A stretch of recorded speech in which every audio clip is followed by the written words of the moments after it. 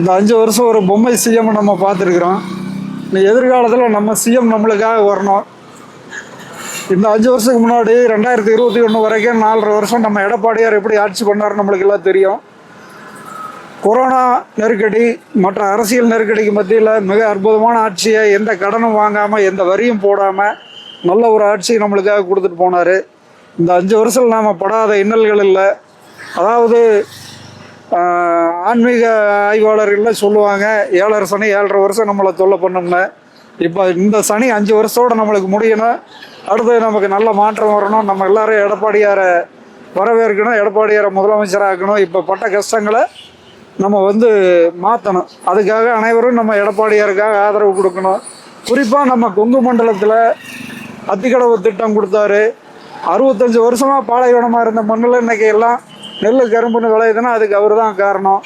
படிக்க முடியாத மாணவர்களுக்கு பொய் வாக்குறுதி கொடுக்காம 7.5% இடஒதுக்கீடு கொடுத்து எத்தனையோ ஏழை மாணவர்கள் டாக்டர் ஆகிருக்கிறாங்க.